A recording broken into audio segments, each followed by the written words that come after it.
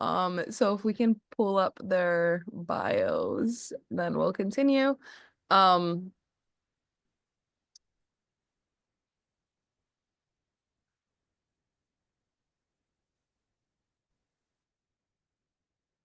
I know Peterson, he's a fellow at the Michael Ratner Middle East Institute for Policy Studies. And I know I've seen him personally speak at another panel for Freedom of the Future. And his insight was very, very helpful. Um, Yes. So he researches U.S. empire borders and migration. Khury graduated from the Clark University Graduate School of Geography in Massachusetts after completing a dissertation that focused on militarization and sovereignty. He is one of the co-authors and organizers of the 2015 Black Solidarity with Palestine Statement, which was signed by over 1,100 Black activists, artists, and scholars.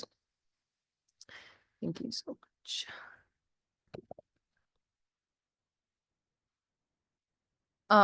And so we can start the panel.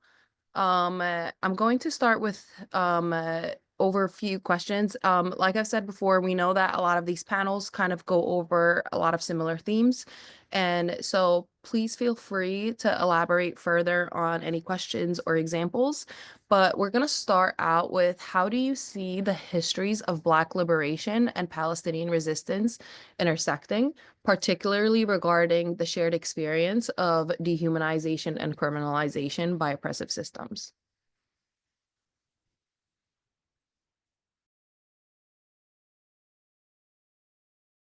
You're both in education. Don't make me call on you. Yeah, you want to start, Zellie? Sure, I'll start. You want me to? Yeah. Thank you everyone for inviting us both to this presentation. We're very I know speak for myself, I'm very excited to be sharing space with you all and be having some deeper conversations about Black and Palestinian solidarity. How I'll probably start the conversation about it is that with myself coming from Black Lives Matter movement and the movement for Black lives, we come from the Black radical tradition. And the Black radical tradition has a long heritage of solidarity with the Palestinian struggle, but also the recognition about what exactly is that struggle and why that struggle exists in the first place. That we don't take a liberal stance on why we are in these issues that we're facing today, meaning that we're not, as Black people, experiencing anti-Black racism or the effects of anti-Black racism because we're not trying hard enough, right? Or because police aren't nice enough. That's not the reason why, we're experiencing the things that we're experiencing. And if we don't understand why we're experiencing the things we're experiencing, then we will not be able to struggle correctly, and we'll never be able to win. So being able to have that correct analysis about what is exactly we are experiencing collectively is why we are able to have so much solidarity with one another, that we understand that the evils is capitalism, is imperialism, is colonialism. And these are the institutions and the movements and the ideologies that are oppressing us. And once we understand that, capitalism isn't just affecting on one demographic or one type of people, and that the only way that we'll be able to dismantle capitalism, imperialism, or colonialism is through a unified people struggle, that is why we are so in touch with just not the Palestinian struggle, but all oppressed struggles across the world.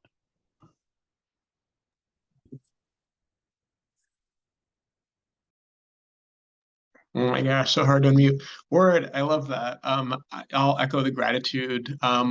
Always so grateful to join PAC, and thank you for having us tonight. And yeah, I mean, similarly, when I think about the histories of kind of Black freedom struggle and Palestinian freedom struggle, there's two things. One is that and I'm sure we'll get into this more tonight, the the different our oppressors, the people who run the U.S. government, who Black folks have been um, we've been pushed to the bottom of this society for 400 years in this place now called the United States.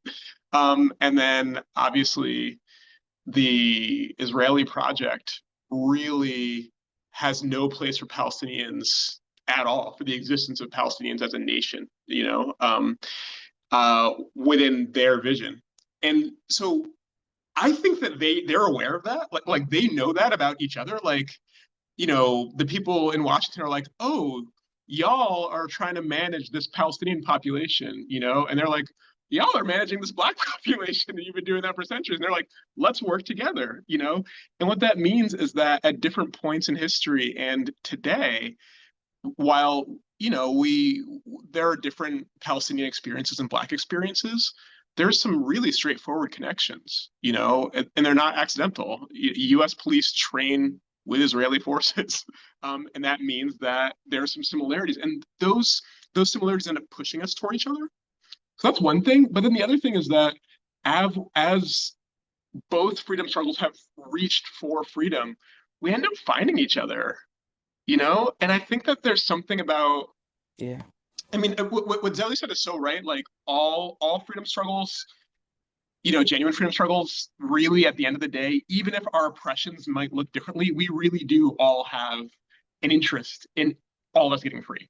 Right. That's real.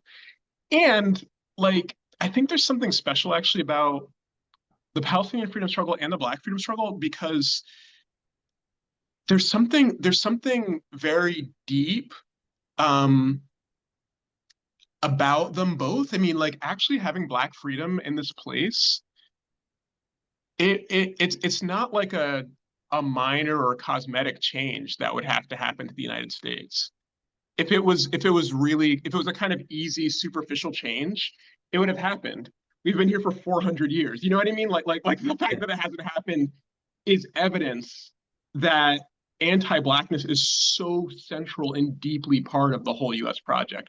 And Mhm. then again, obviously to folks here, like the Israeli project, like this the centerpiece of it from this since before they even started the state of Israel was neutralizing Palestinians. You know what I mean? As a political force.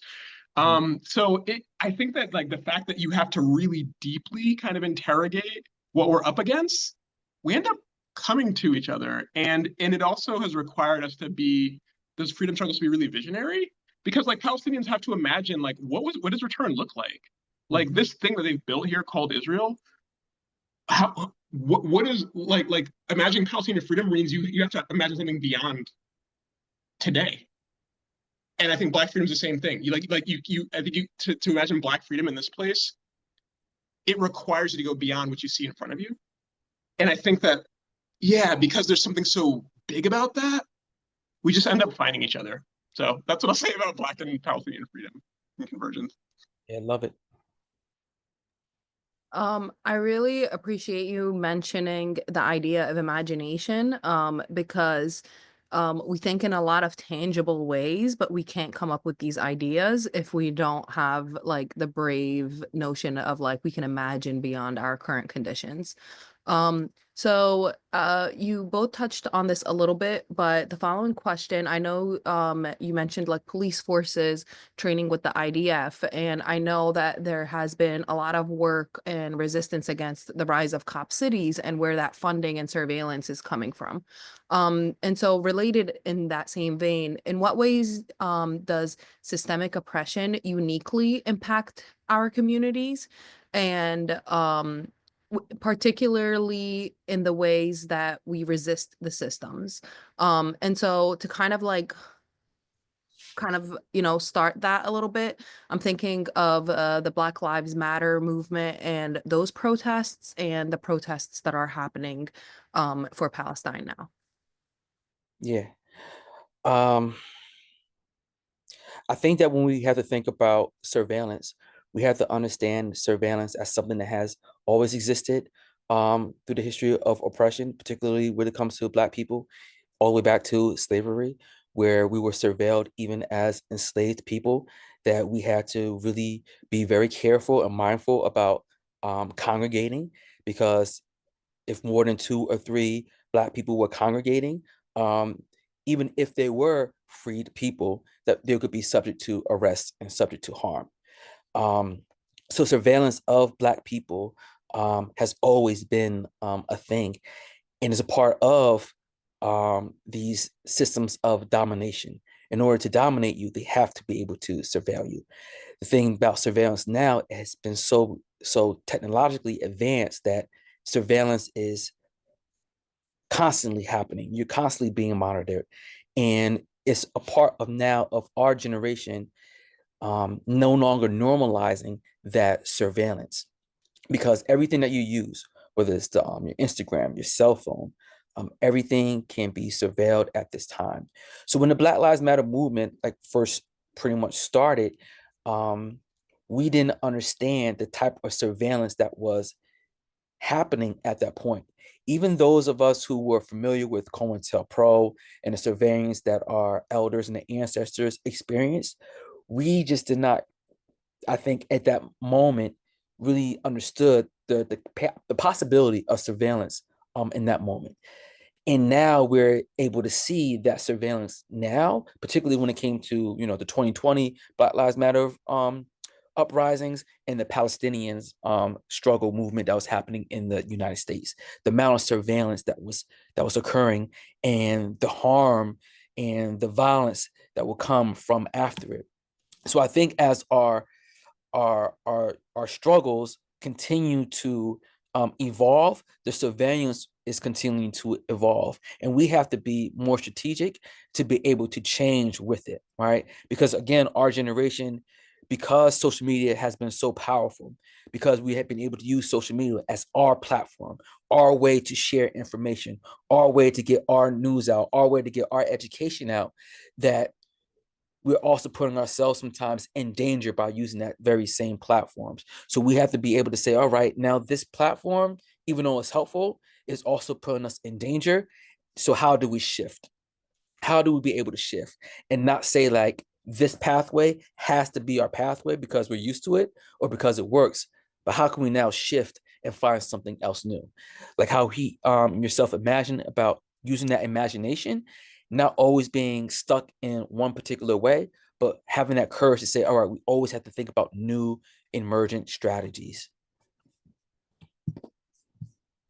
Yeah, that's so right. And I really appreciate, Zellie, how you're talking about a system that adapts, like systematic anti-Black racism is not, I mean, it's been around for centuries, but it's not the same as it was 2 centuries or even a century ago, right? It actually adapts. And the same thing with Zionism. Like, I mean, one of like countless examples, the way that they're like now there's this Zionist discourse that like Israelis are indigenous to to like Palestine. And it's like that's first of all very interesting. um, I would disagree, but also like that's not how Theodore Herzl and the founders of Zionism they didn't talk about like Jews as indigenous. Like that's a 21st century discourse that's tapping into like a contemporary conversation about indigeneity. You know what I mean? And they're trying to make a claim to that. So they're even as they are like trying to obliterate an indigenous nation. So yeah, just showing that the kind of adaptiveness.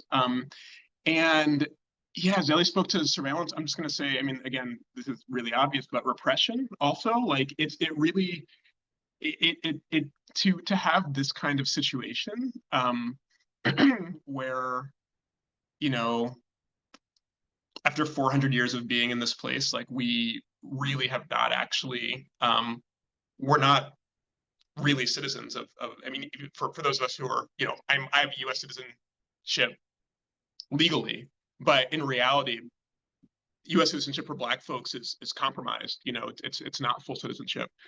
And for that to be true for, like centuries after the founding of the United States, that's not like accidental. It's not like I think there's this kind of notion that like we just haven't made it yet, but if we just keep going, and it's like, no, this is done through incredible violence. And so yeah, I think about Black Lives Matter protests that I've gone to that have been like pretty small, and there's like tons of police, right?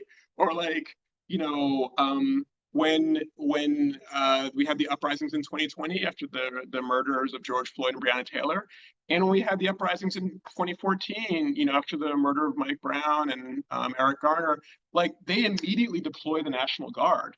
That's kind of wild. That's not something that happens. There's all kinds of social movements in this country. Not all of them have the military deployed to them, but when Black folks move, boom, like they're like, let's forget it, we're putting the military out. And similarly for Palestinians, like I just think about the fact that the Palestinian flag is actually criminalized. Like it's like you're not allowed to show it. Like if you show that flag, they will arrest you. And it's like they give basically no space. You know what I mean? And that's a kind of level of repression that each of our communities are subject to. And I would say too, one of those kind of adaptations of anti-Black racism is mass incarceration, and that is something that is shaped. It's a relatively new adaptation. It began in the '70s, really took off in the '80s, and really took off in the '90s. But like, my and Zellie's generation deeply impacted by that, and it has an enormous impact on our community in a way similar.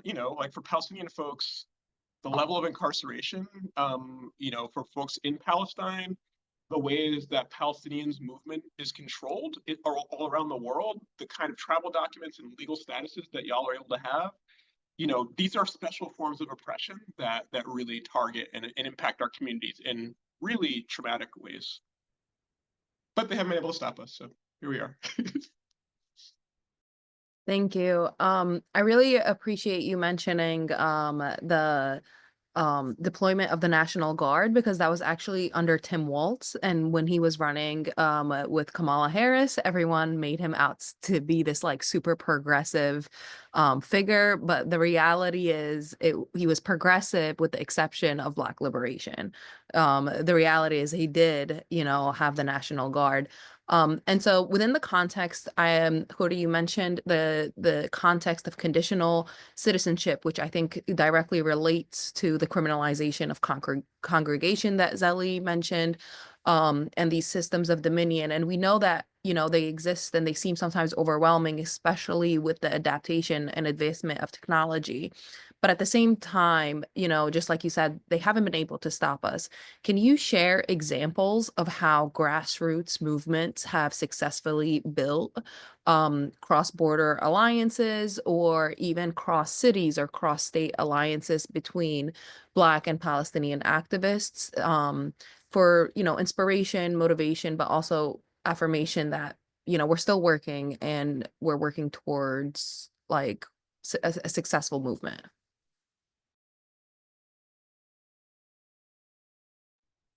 Yeah. For me, I know that there's been countless examples throughout history. But I'll start, from my little experience that um I traveled down to Ferguson, Missouri a couple days after, Mike Brown was, shot and killed and murdered um by a white police officer. And through that experience where I remember again National Guard being there. I remember them having a trying to enforce a curfew. I remember literally us defying that curfew, having police cars like chase after us and literally running in a pitch black night, hiding under cars and seeing, these big Humvees, searching with like flashlights, looking for us out that night. I remember us being, shot at with rubber bullets and being tear gassed. And then because how things were in Ferguson at that time, and um, how dangerous it was, that they quartered the press in one particular area and said, this is the press zone. And was telling press, like, if you leave this zone, you're going to be subject to arrest, right? So all the press would be like in this one little area, not even a block wide. And they'll say stuff like, oh, yeah, it's pretty calm tonight. But on the adjacent street, like we're being tear gassed and we're being shot at. And at that point in time, the only thing that we had, because we had our cell phones. At that time, it was Vine, a little bit of Instagram, but more so Twitter.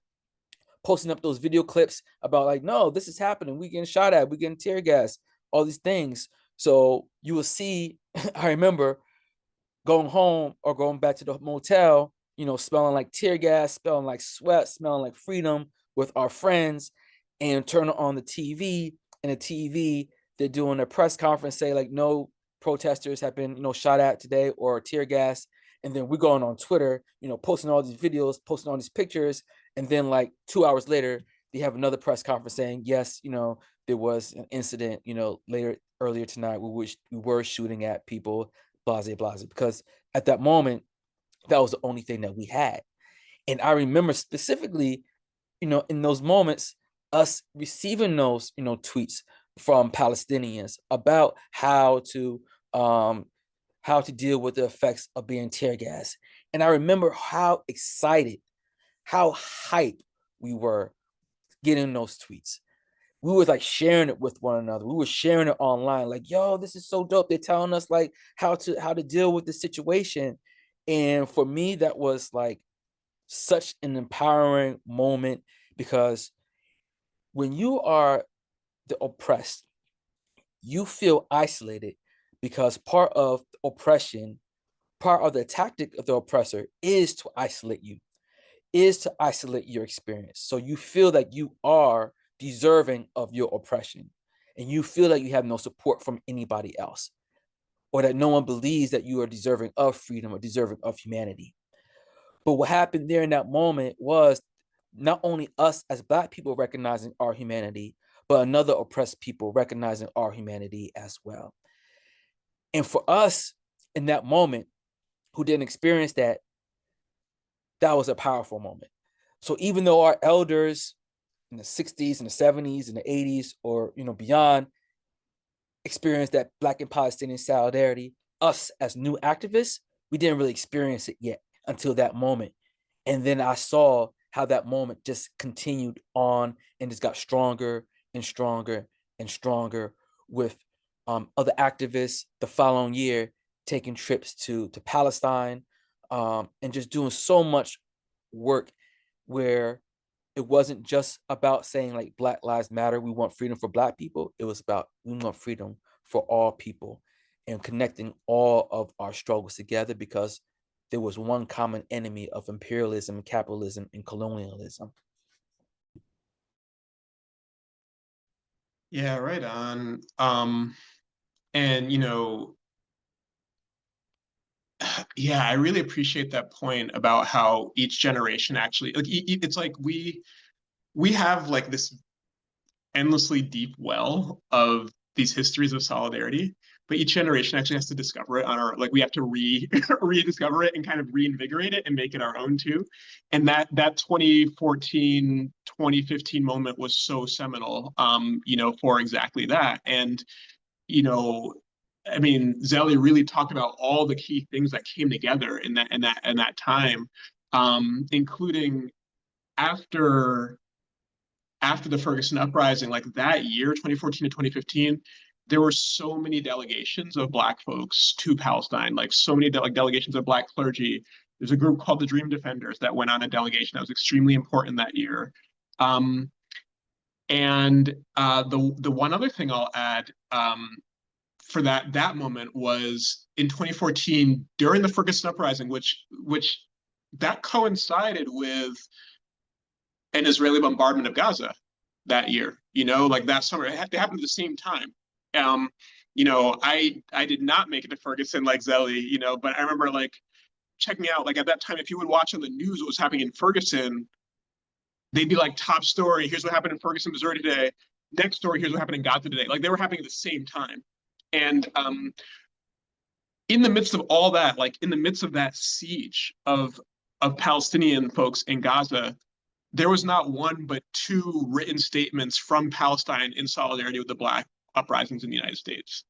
And that was the Manar mentioned that I helped put together a statement of Black activists in solidarity in 2015. That was literally the inspiration for it. It was Palestinians gave two statements of solidarity with us. So me and a couple comrades were like, what can we, how can we return the favor? You know what I mean? So that was kind of us again, revisiting or rediscovering or remaking, those histories in our time. The one other thing I'll say, actually, two quick things. One is just like, again, the similarities between our oppressions, or just like the connections between our different oppressions, are so um, you know they're so real and they're so palpable, but they're not necessarily, they only become they only become these political contexts for people to kind of understand oppression when struggle calls attention to them, if that makes sense. Like there's all kinds of ways that they oppress us that they want to make normal. They try to normalize the way that Palestinians are treated in Palestine, or the way that Black folks are treated. And it's actually, when we struggle, it calls attention not only to how unacceptable these forms of violence are, but then also the connections to other forms of violence. So, I have a comrade who who also went to Ferguson in 2014, and one of the things that she told me was, there's a housing project. I can't remember if this is where Mike Brown lived or where his family lived. It was a really important place in Ferguson and a key site for protests. And one of the first things they did when the uprising started was they cut down all the trees around that complex. And it was like, this is what they do in Palestine. And that, I don't think that was like a coincidence, you know what I mean? Um, and there's any number of other tactics that they use in Palestine that we saw on the streets of Ferguson, that we've seen on other streets all across the country. Or even the fact that, one of the things when they were besieging Gaza in 2014 that I remember is, these so-called Israeli towns in the south, these towns that border Gaza, people would take these Israelis, they would take their lawn chairs and they'd set them up so they could watch Israeli planes bombing Gaza. And when a bomb would explode, they would applaud. And like, that was so deeply disturbing to me. But it also reminded me of the history of lynching in this country, in the sense that it's like this spectacular form of violence, like violence against us that they're going to make a spectacle out of. And again, that became visible because our struggles were calling attention to this violence. And that's what allowed us to make the connections. The last thing I'll just say, I think too, there's something to be said about, like, oh my goodness. I think actually each other's, bear with me on this. This is going to be a little journey, but like, there's ways that the oppressions that our communities experience, I think have been historically and are today points of reference for helping us understand our own oppression. And so, like, one thing is, I've heard Ahmed Abu Zaid, who's the director of the U.S. Campaign for Palestinian Rights, who he grew up between Palestine and Florida, and he was like, he talks about going to Palestine and visiting family in the West Bank and having these experiences that were both really oppressive and violent and also really confusing. And then he'd go back to Florida and he would see anti-Black racism. He's like, oh, I get it. Like it actually helped him understand his condition as a Palestinian. Nora Ericott talks about a similar thing, like what it means to actually grow up, going back and forth between the US and Palestine. And then, like, I'll say for myself, like, growing up, as a Black teenager who learned about Palestine when I was in high school and did not know any Palestinians, and learned very quickly that it was like not popular in my high school to be aligned with Palestine, and the kind of like hostility that I got, like it helped me understand something about what it means to be in solidarity with Palestinians, but it actually also helped me process my own experience. I mean, what Zellie was talking about, the isolation, like Palestine was a context for me to actually process my own experience as a Black person too. So there's something really powerful there that I just want to kind of put on the table. Thank you so much. Um, and so you've both participated in this in the last question, but for this question, I want you to answer within your context. So, Zellie, you work with the future, right? Like the young people, and Khury, you work with policy, and you're still in academia, and you know, what is the role, like, what role does storytelling and cultural representation play in reshaping narratives about and around our communities' experiences of oppression and beyond oppression, um, and beyond, empty representation? But what is that importance of that storytelling and cultural representation? Yeah, that's a great question. I think that whenever we think about storytelling, that storytelling exists all around us and it's happening constantly. There's narratives being shared constantly, and some of these narratives are the dominant narratives, and the dominant narratives aren't always the narratives that are aligned with our experience or our story. So there are narratives that's happening, and through our storytelling, we have to be able to have radical storytelling, storytelling that inspires the young generation to freedom, for liberation, and to remind them that our people have always been um, an active member of the struggle, an active member of their own liberation. And I think that's important. Because what happens often, and I see this a lot, and it's probably going to happen even worse now with Trump trying to ban Black history and all these types of things happening in school, is this whitewashing of the civil rights movement. Currently, you don't hear nothing about the Black Power movement at all in your elementary education, right? But when you do hear about Martin Luther King or Rosa Parks or anybody else of that for that matter, you get a real sanitized version of these individuals. That Rosa Parks was tired and she sat and she didn't want to get up. She got arrested. Then Martin Luther King gave a speech, and Black people are free, right? And what people don't really talk about is the struggle of the Montgomery bus boycott, how long it lasted, how it was organized.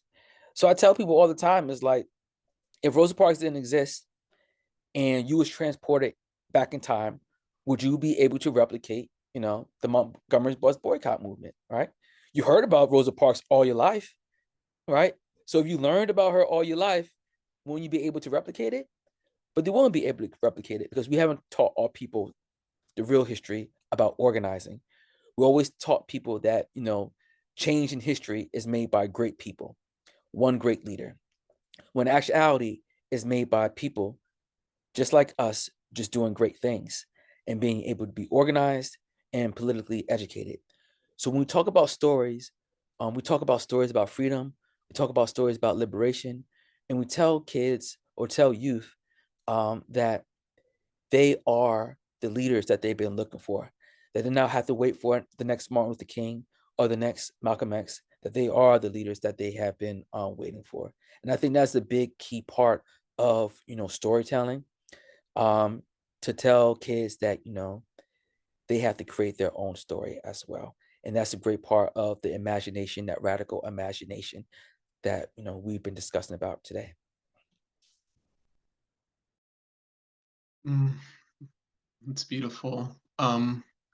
I think this is such a good question because storytelling is so important. And um, yeah, again, like our oppressors, they know that. That's why they're banning Black history. Like they literally don't want people to know those stories.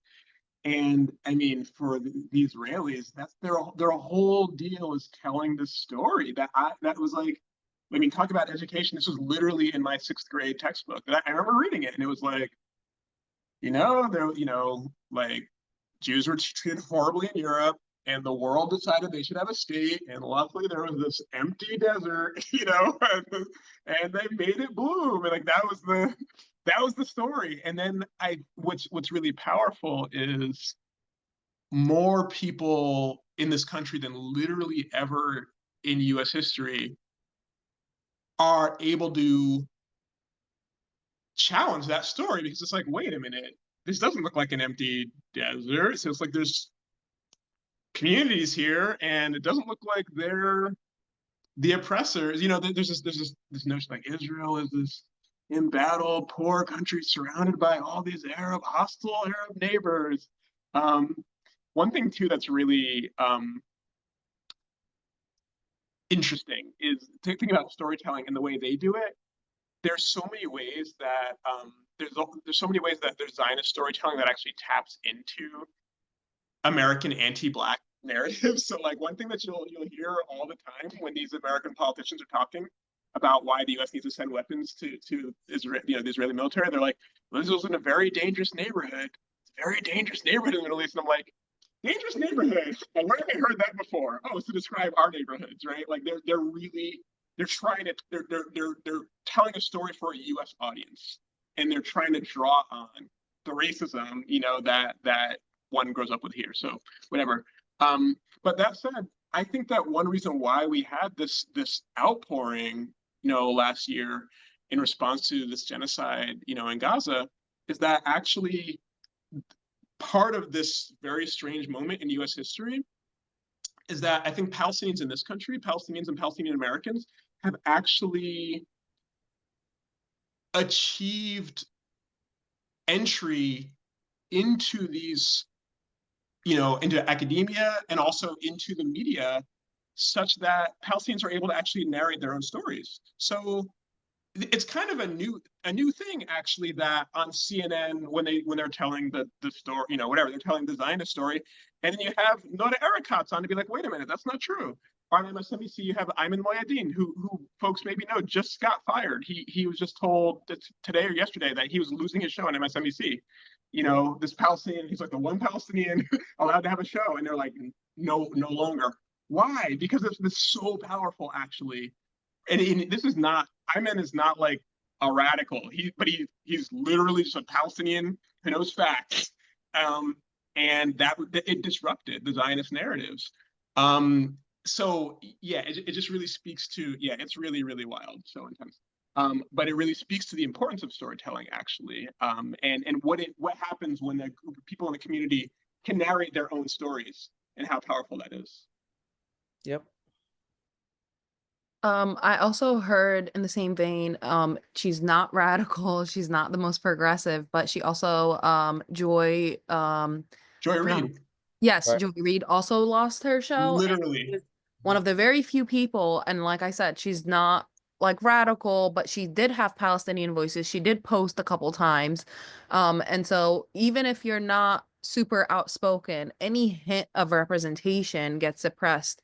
And as you both were speaking, the just connecting everything you've been discussing, the agency of storytelling, and how social media really helped kind of going back to this idea of adapting. And the TikTok ban, like it was very blatant because people on the ground could now represent themselves. They Mm. actually didn't need to be on TV because they can tell their stories from straight from Gaza. We have these journalists that were using all of this technology that they had access to share firsthand their stories. And so even the agency of storytelling kind of adapted with the suppression. And so right now we've been talking a lot about the external challenges, um, you know, being able to create unity within both of our communities. But how can we also talk about strategies to overcome internal challenges, and ways we can help our communities from within? I know in Arab communities, we heard in the last election, people were really upset because some people were saying, well, because the Biden-Harris administration committed genocide, then we're voting for Trump. And there had to be a lot of internal conversations within the community, what that means. And so what effective strategies would you recommend to overcome internal challenges in order to continue fostering a unified movement for liberation? Hmm. Yeah, these are really great questions. I think that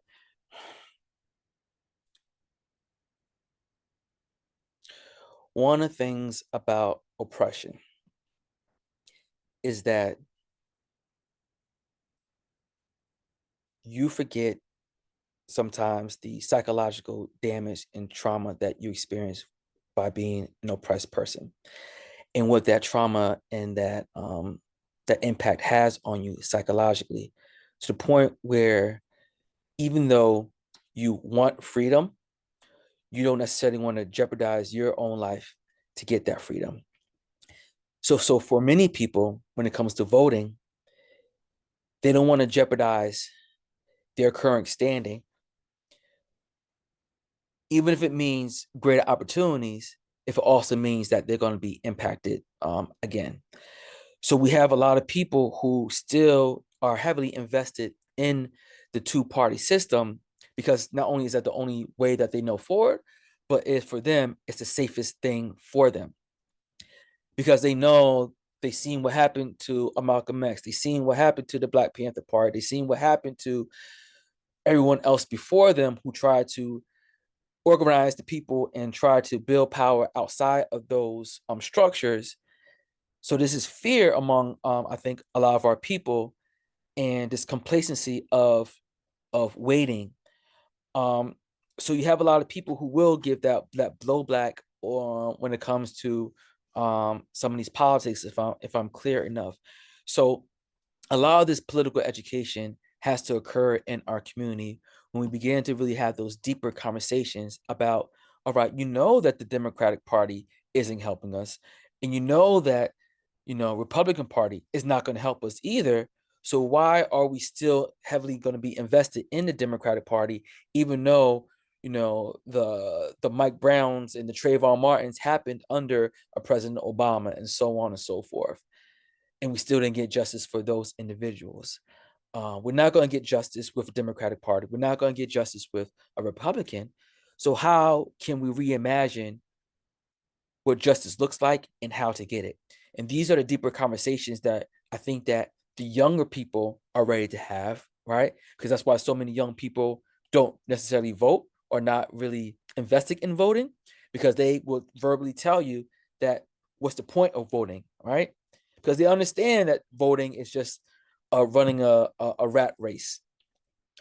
But we have to be able to tell them, all right, that's great. You have that analysis to understand that starting point, that these two parties are not going to help us, but we have to be able to provide them with alternatives. And I think those are the pieces that we are missing, because we as a community are not organized. We mobilize when atrocity happens. We mobilize when there's a viral moment happening. But what happens when a viral moment isn't happening? What happens when a video clip isn't happening, or when someone isn't shot by the police, or when there isn't a bombing happening? How do we mobilize our community still in order to get the things that we deserve, which is freedom? I really appreciate that, and I really appreciate. I mean, this is a very honest conversation that that we're having with y'all. You know what I mean? Like, um, yeah. The truth is, I think that this is a very difficult moment to be like a person in the world, and like a person in this country, and to be a Black person in this country, and to be a Palestinian person, and to be any number of, to be trans, to be a woman, to be an immigrant, right? But I think that part of what's very difficult actually is that this is a tough moment in the history of Black politics. Actually, I think that we are in between one era of Black politics and the next, and I think we have yet to figure it out, to be honest. And I think that we are dealing, I mean, again, speaking to what we've been talking about really throughout this call, but this mass incarceration, systematic oppression, it has an impact, you know. So I do think that we have generations of Black folks who are like, what does it look like now, right? So that's just one thing, about the kind of struggle within our community. And then when it comes to the other internal, in the sense of between our communities, one of the the nature of oppression is divide and conquer, right? Like that's how this whole thing works, is by putting different communities in horrendous circumstances, and instead of going after the system, going after other vulnerable people. So yeah, there was a big effort to get Black Americans to blame like the second Trump administration on Palestinians. It's like, oh, if these Palestinians hadn't, whatever. And it's like, really? Like we're gonna blame people who are experiencing a literal genocide instead of blaming, I don't know, the Biden. I mean, there's a lot of people to blame, but like the Biden administration, which prosecuted that genocide, first of all, and also ran a very bad presidential campaign, as did Kamala Harris. It's like they're not to blame, but Palestinians are to blame. It's like that's how this whole thing works. And I think that we need to be really, I think we have to combat that like actively, and again, like Zellie speaking to, and this really resonated with me, what it meant in 2014 when Palestinians sent messages of solidarity from Palestine to be like, here's how you deal with tear gas. We're with you, you know? And that really matters. And it's the kind of thing that has to really, it requires some intention actually. Like it's not, this is the work of organizers. It's important for us to kind of identify with each other, but that's not enough. We actually have to think about what is our contribution to making solidarity something that's believable, so that we know we're not alone. And that's what organizers have to do. So, yeah, I think we gotta work on that. And right now we're gonna have a lot of opportunity because really, like, there's gonna be a lot of attacks, and the nature, especially in the situation like with Trump, the nature is for every community to retreat into itself, be like, nobody's going to stand with us. Forget it. Let's just huddle and protect ourselves. And I understand that impulse. I'm very sympathetic to it, but it will not work. You don't survive by retreating into yourself. You survive by extending and building solidarity. But it's not easy. It's something that we have to, those of us who kind of get it, we have to do very actively and intentionally. It's so important that you mentioned intentionality and identifying where you're at, because I think that's something, like you said, blaming the Palestinian community, like during when their people are experiencing a genocide. But also, I think, as part of the Arab community, we need to also realize our own, like, experiences here that we might not experience anti-Blackness the same. And so having this camaraderie beyond superficial solidarity really does require intentionality. Both of your comments reminded me of James Baldwin's quote, "You think your pain and your heartbreak are unprecedented in the history of the world." And then you read, and now I say, and then you go on social media, right? And then you scroll, and then you realize, like, wow, your positionality really changes the more you learn about other people's experiences. And so we've reached the last question, and you've definitely touched on this throughout the conversation, but really looking for concrete steps. And so looking ahead, what are concrete steps or tangible policy changes that we can take to strengthen our alliances and confront the systematic and social barriers that continue to marginalize both communities? One of the things that I always speak about is that, for me at least, or Black Lives Matter Paterson, is that intentionality, right? The intentions. And knowing that this is going to be a long struggle, that there's going to be ebbs and flows. And what always gives me so much hope is to remember that, you know, prior to, 2020, rallies or marches for Palestine weren't necessarily that large, they weren't necessarily that diverse, but the conversations were happening, right? And the conversations were happening in those in between moments. The learning was happening in those in between moments. So that when 2020 did occur, not only did you see such a larger um, mass of people for the George Floyd uprisings, more so than it was like in 2016 with Alton Sterling, Philando Castile, in 2014 with Mike Brown.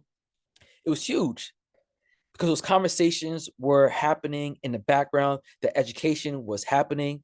And I constantly think about this, right? That there are kids, because I teach third grade, there are kids in my classroom who were not even alive when like Mike Brown was killed, right? Or at one point, there were kids whose whole life, all they knew about was the Black Lives Matter movement, right? Because they always heard about it since they was like 1 years old, 2 years old.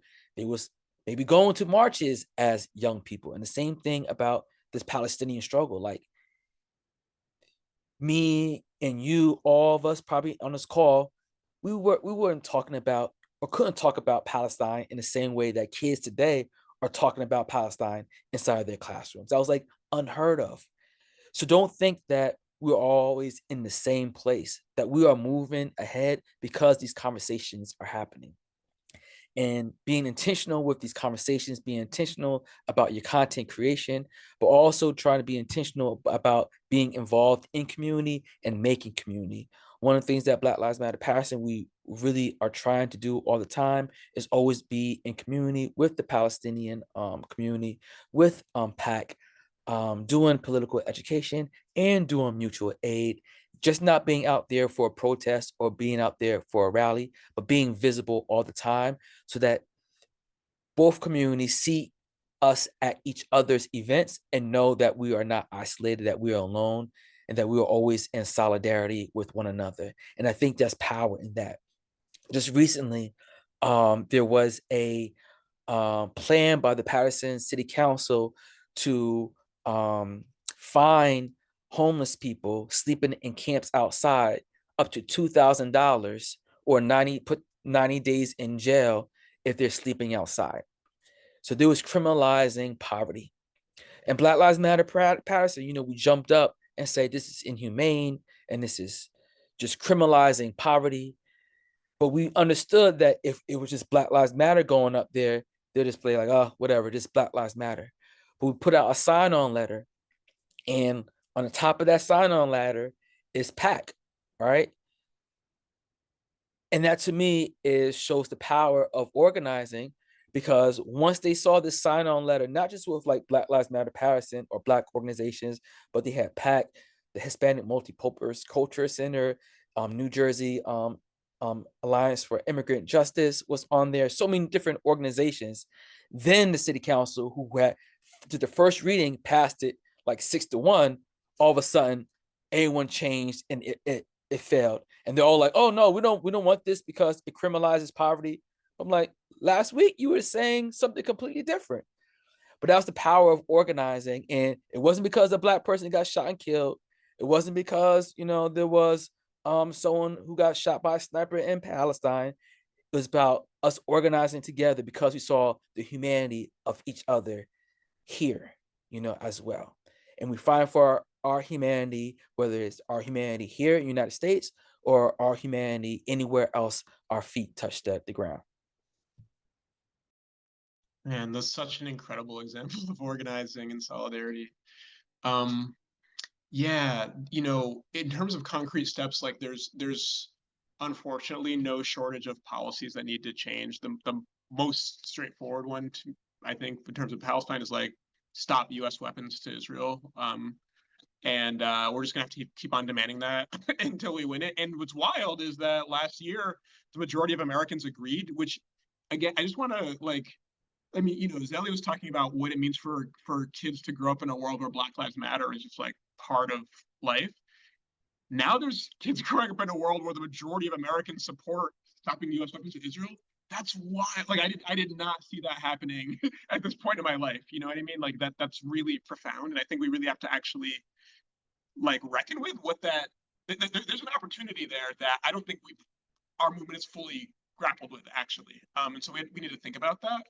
Um, so there's any number of particular policies, and there's a deeper politics throughout that is, as we build this solidarity, it helps people just deepen our understanding of, the condition of our communities and what freedom needs to look like. And so I'll give one unfortunate example and one really positive one. The unfortunate one, so I live in Boston, notoriously racist and segregated city. And actually last summer at the same time as, like the kind of whatever, a particularly devastating kind of moment in the Israeli genocide in Gaza, um, they closed the only hospital in my neighborhood, which is a Black neighborhood.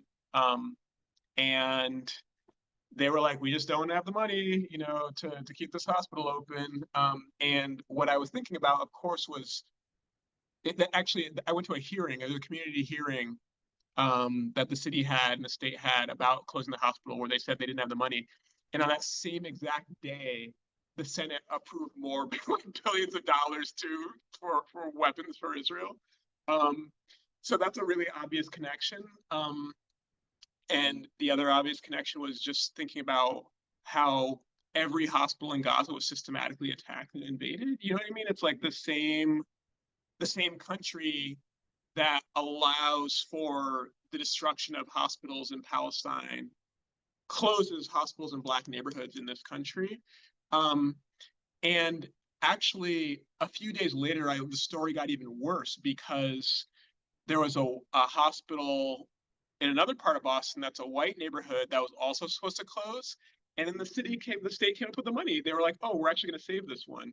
And so it wasn't a question of not having the money at all. They just literally decided some people deserve to live and some people deserve to die. And that's actually the deeper politics of all of this, is that Palestinians and Black folks are considered disposable and our lives are just not, we're just, doesn't matter as much in this world.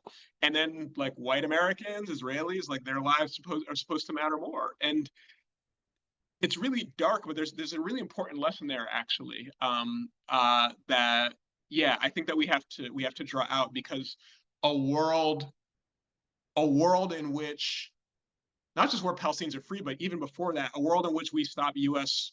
military aid to Israel is one where we also stop the closure of hospitals. You know what I mean? So that's one thing. And then the positive example is, um, again, thinking about why last year there was such a huge outpouring of protests for Palestine. I already said, I think that the ability of Palestinians to narrate their own stories, both in this country and, Manara, as you said, Palestinian folks in Palestine, in Gaza, with their phones, telling their stories, that totally disrupted the Israeli and kind of U.S. narratives. Obviously, literally, Palestinian steadfastness in the fact that Palestinians have survived and resisted all these years and just refused, in the face of all this violence, to just give up. That's all key. The extent to which, like, Students for Justice in Palestine and so much other Palestine organizing happens in this country happened before 2023. All of that was extremely important. But another really important factor I'm going to put on the table was actually the 2020 uprisings. I think I actually think that, like, for people, particularly young people, I mean, think like folks who were in college who did those college encampments. Those folks were in high school and middle school during the 2020 uprisings. Like, they saw a protest, right? They were introduced to very deep critiques about this country. Again, not just the murder of George Floyd and Breonna Taylor, but slavery. We finally had a conversation about slavery, in this country, and the role that it played in shaping our reality today. There was a conversation about the 1921 Tulsa massacre that finally, after a century, it took a century to have an honest public conversation about that in this country, right? And I think that young people, especially, who went through that process in 2020 and learned a thing or two about systematic anti-Black racism, then they saw what was happening in Palestine, and they're like, oh, this isn't too complicated. I get it. You know what I mean? And so actually a black-led uprising that was not explicitly about Palestine, I think primed people, particularly young people, for a new conversation about Palestine. And it really does show it is that point that when one of our communities move toward freedom, it's not just for our community, it's actually for all of us. Thank you. So, like I said, I've seen you both speak before, and I feel like every single time, like our conversations expand and we get more out of them. So, definitely really appreciate all of your answering with like such intentionality and detail. I wanted to open it up to any of the participants in the audience to ask questions. If you could just raise your hand, and we'll make sure, it doesn't say your name, so just iPhone, you can unmute. Oh, hi. Um, Deshaun, I worked with him, so I'm happy Oh, you're here. sorry. Yeah, can you hear me? Yes. Okay, perfect. Hi, Dashan. I wanted to know if you could speak more towards the education system. So I'm a teacher, and in particular, censorship. So I worked in Patterson Charter School specifically for a couple of years, and as soon as everything was happening, like in Palestine or the recent genocide or the recent continuance of it, immediately the principal started censoring students, and we know Patterson has a huge population of Palestinians. Not only that, but he actually like made like they weren't allowed to wear any regalia that resembled anything like Palestinian. They weren't allowed to even speak about it. And now I currently work in Montclair, and as an educator, I well, we kind of got like the impression that we're not even allowed to kind of talk about it. Whereas like when and I teach AP literature where I had works of Palestinian authors in my classroom. However, the way that the Board of Education as well as parents are reacting to it, it seems as though our kind of like we're being censored, and then the students as well too. So I want to know if you could like give some advice like in regards to that. Yeah, great question. This kind of goes back to what I was talking about earlier about Rosa Parks and how unfortunately the legacy of organizing isn't consistently passed down from generation, that we unfortunately have to like relearn it our own. So when I say that is when I think about the anti-gun violence marches that were happening. I forgot the name of that movement, March to Live or something like that. Um, there was like dozens of protests happening all across the country, but it really wasn't happening like in Patterson or any other places. And it wasn't because I don't think that kids didn't care about, marching to end gun violence. They just didn't know how to organize, right? Everyone's waiting for someone else to put it together instead of having that skills and the expertise or that comfortability with themselves to say, I don't have to wait for someone to organize it. If I believe in it, I'm gonna organize it myself. So I think that's something that's happening in our schools right now, where there's a lot of young people who may recognize that the principles, policies are an injustice, is unfair, but they don't know what to do with it. They think it's an adult thing to solve, and not necessarily something for them themselves to be able to solve. So, what it's up to us as older folks, um, I know you're young, but you're still an elder to them, right? It's about how do we educate our young people on the skills on how to organize. How can we get them comfortable in order to be able to advocate for themselves? When we had our Black Lives Matter Youth Council, we taught kids how to organize. And when something happened at their high school, I remember one of them calling me up, a Palestinian girl, like, "Hey, like, can I borrow your bullhorn?" Right? And I'm like, I'll lend it to you, but please, like, ask your parents' permission first. Like, I don't want them to call me like, "Yo, Zellie, why did you give my kid a bullhorn? They're up in their school, getting suspended." I'm like, just talk to your parents first, and I'll get you a bullhorn, and we can like, think through about how this protest at your high school can go. But that confidence or that nature of her to be like, oh, I'm just gonna get a bullhorn from Zellie came from her, protesting with us and being someone that understood that she is an active participant in her own like liberation, that liberation isn't gonna come because someone's gonna give it to you, right? That Lincoln didn't free the slaves like Black people freed themselves. It has to come through that same mentality. So we have to be able to educate our young folks, whether it's on the side, whether we figure out a way outside of this to like get together various high school students to teach them organizing skills.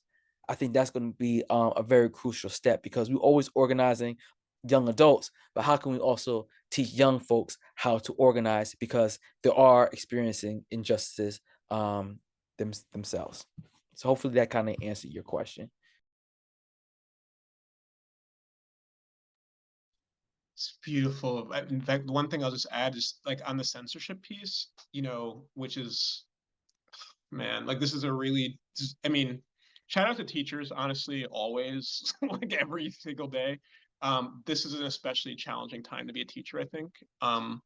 So just mad respect. And the question of censorship is a question for all of us. You know what I mean? For teachers, for students, for parents, for community members, we all need to actually show up for this. And one thing that's like, I don't know, it is what it is that like now that Trump is in, there are people who may have disagreed with or been uneasy with standing up for Palestinians last year, but maybe see it a little different now. Do you know what I mean? It's kind of like the same, like a similar policy when Biden does it. It's like not visible or legible to people, but then when Trump does it, all of a sudden, like people are like, people have been like, oh my gosh, he says he wants to clear out Gaza. That's outrageous. And I'm like, it is outrageous. That has been U.S. policy for like decades. That's what they do. You know what I mean? So, but I think there's a kind of visibility when Trump does it, and like it's obviously they're targeting a conversation around Palestine, but they're targeting all. They're like, you're not allowed to teach Black history. You're not allowed to talk about. I mean, in Florida, they have a law that don't say gay law. Like, you're not allowed to talk about gender and sexuality at all. They want that to be nationwide. They don't want you to talk about gender. They don't want us to talk about trans folk. Like, and I think that there are people who are outraged by that. And I think part of our work is to say that is outrageous.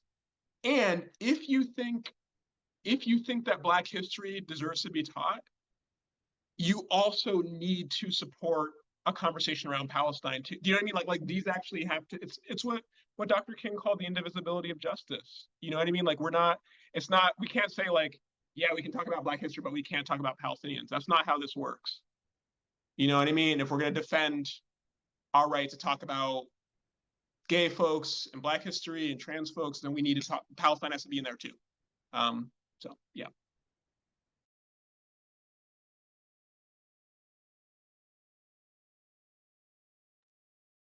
I saw someone previously A field.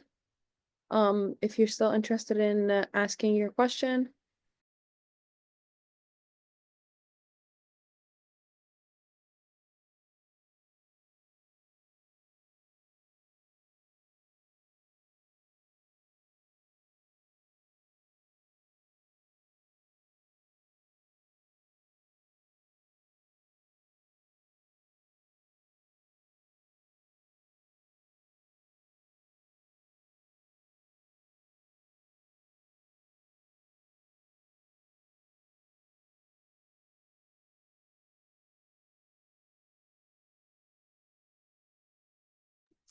I see a question in the chat.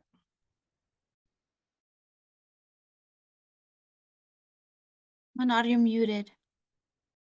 Okay, I was literally saying I can't hear A field. Okay, how do you think we can organize around destroying capitalism, and is it even possible to do so? Yeah, I'll start off and I'll just give like, I guess, simplest answer that I can possibly give is that capitalism is just not um a political economy is also an ideology as well. And the ideology is based on this idea that you get further ahead by competing and by hoarding all the resources. What we have to do is being able to challenge that ideology and say, no, you don't get further ahead by hoarding all the resources or by competing with one another, but we actually get further ahead and we actually are safer as community members and safer as individuals by sharing resources and by being in solidarity with one another. And that is something that is kind of like mind blowing to a lot of folks, right? That we don't get further ahead by competing because you always taught like more and more money, more and more money. I gotta compete. I gotta grind. When in actuality, we are safer by sharing what we have and by being in solidarity with one another. And for me, it was again, I think 2020 was just a highlighting, moment because also not only with the bombings happening and the police shootings, but also COVID-19, where we had this lockdown experience where so many marginalized folks were cut off from resources, but it's because they couldn't get a job no more. People who are immunocompromised or elderly couldn't go out to get groceries, couldn't get their medicine. So how were they being able to survive when the government was not providing anything in those initial, few weeks before any stimulus checks? And how things were provided to a lot of folks was through mutual aid, by mutual aid networks that were being able to provide people money, being able to provide people food, groceries, by delivering folks PPE, delivering folks their medicine, so many different tangible items, so many different ways of supporting, whether it's just like phone calls, because people were such in deep isolation, just by having a phone call tree. All these things I think open people's ideas that like sharing our resources isn't a bad thing, but it's actually making me a lot safer. And then you've seen these new experiments of universal basic income, about giving people $500 monthly checks because everyone deserves a roof over the head and food on their table. So these little ideas were challenging the ideas of capitalism, and I think that's where we start, right? And that's why we have to center ourselves by modeling the world that we want to see. We just can't tell people capitalism is bad and end capitalism without giving them an idea of what is possible, right? And that is by putting mutual aid into practice and cooperation and solidarity into practice. I love that. That's so concrete and accessible and just real. And one thing I'll say too, which is not nearly as compelling as that, but I do think that the a lot of people are getting an education right now on how capitalism works. You know what I mean? Like Elon, like the richest man in the world who was never elected, is just literally making policy. And it's like that's not like an aberration, that's not like an exception, that's how this country has worked for the majority of its history.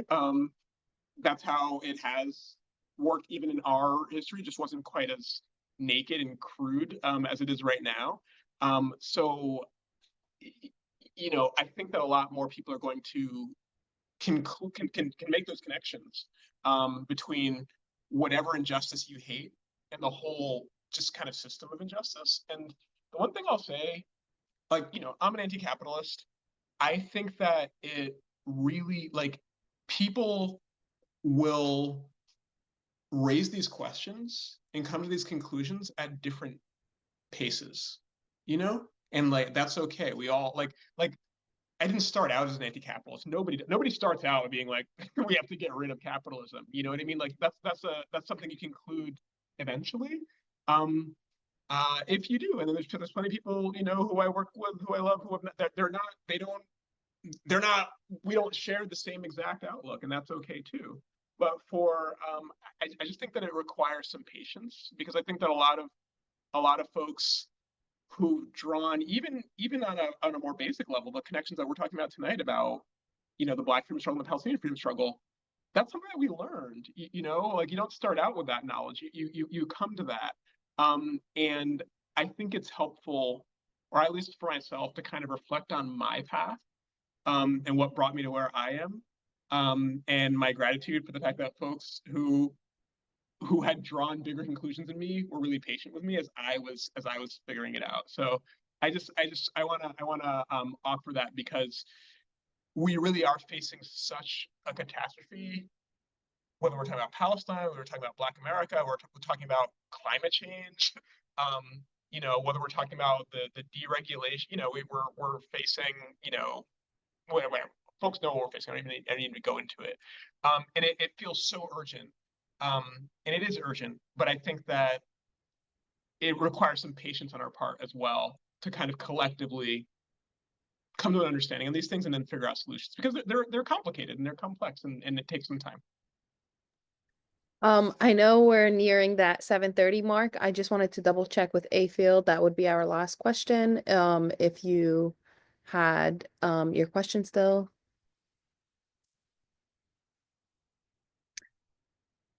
We can't seem to hear you. Am I the only one or? Yeah, you're unmuted, but the sound is not coming out. Maybe if you want to type it in the chat. Or, yeah, because you're not muted. Sorry.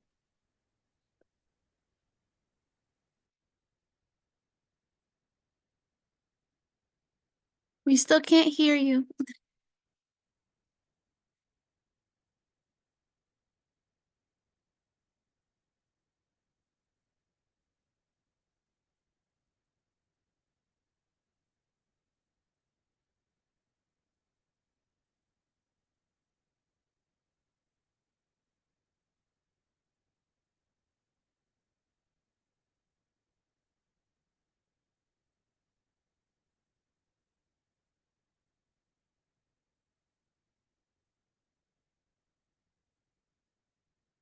So if you want to type in your question in the chat, please do. Oh, we covered great. Thank you. All right. Thank you everybody for joining tonight. I'm just gonna do a quick final plug for us before we end. I just need to get on here. So I'll just start saying it. Thank you all so much. Thank you, Manad, for moderating and for leading us on such a great discussion. Thank you to our speakers for tonight for joining us. I know I learned a lot and I always appreciate you joining. So very quick ending, pacusa.org/conference. You will see all the details of our conference. A lot of the topics we discussed today is going to be a part of our conference. So we'll have in-person sessions. We're also going to have virtual. We'll be having a resource fair, a book fair, workshops on all of these different topics and tying them in. Some of it is solidarity, academia, grassroots organizing. So please make sure to register. We also want to remind you to subscribe so you can get the mailing list. Zellie actually mentioned a little earlier ago about how we have to share resources and work together to, start all of these actions and make these small things happen. We actually had a resource share plan for this week. We are going to be pushing it. The new day is April 13th.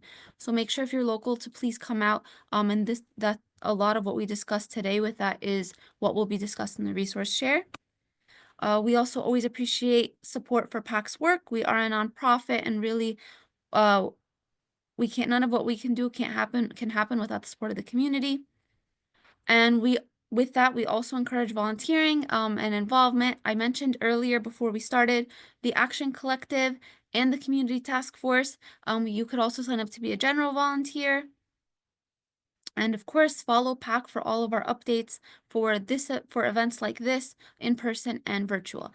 And with that, we will end right on time. I really appreciate all the work that you guys are doing. I appreciate you all for taking the time to be here with us tonight. And I hope everyone has a good night.